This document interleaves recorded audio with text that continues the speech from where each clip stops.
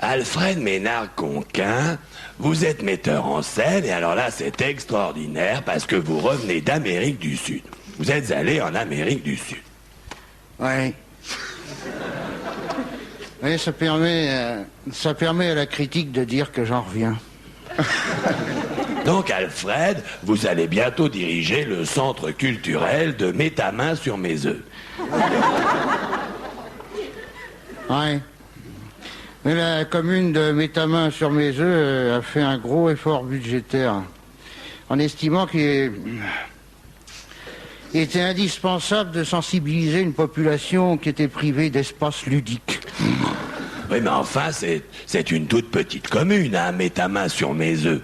Je l'ai souvent dit, mais j'en ai jamais entendu parler. Vous en entendrez parler grâce au Centre d'action culturelle. C'est le CAC. Centre d'action culturelle. D'ailleurs, vous êtes invité à la première représentation. Mais merci, vous êtes gentil, mais ça tombe quel jour? Car il faut l'annoncer. La première tombe juste le soir de la dernière. Ça, vous pouvez pas vous tromper. Hein. Mais alors bon, vous n'envisagez pas de prolongation? Si, peut-être. Peut-être en matinée scolaire. Pour montrer aux enfants que le théâtre, c'est aujourd'hui, le théâtre, c'est quoi au fond le théâtre? C'est un réceptacle, le théâtre. C'est ça, c'est un réceptacle. D'abord, il est plein de son contenu dramatique. Il est plein, et peu à peu, il s'écoule par une seule issue, qui est l'espace-temps. Oui.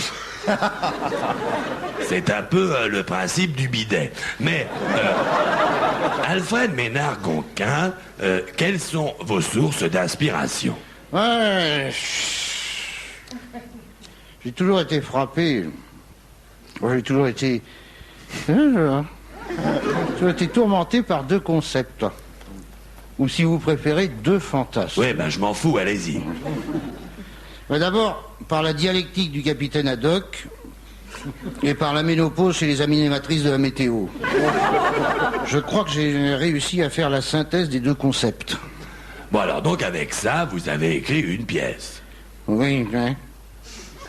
Dans l'avion, j'ai écrit... avec deux comédiens exceptionnels.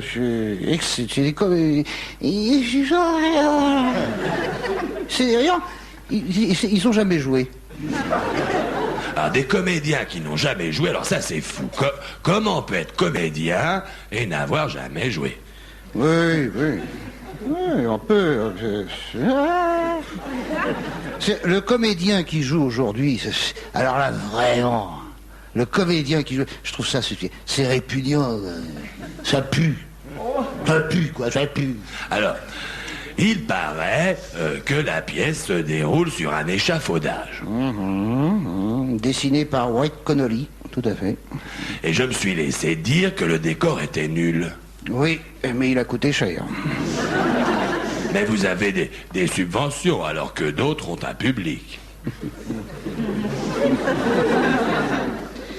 J'ai opté pour le premier concept.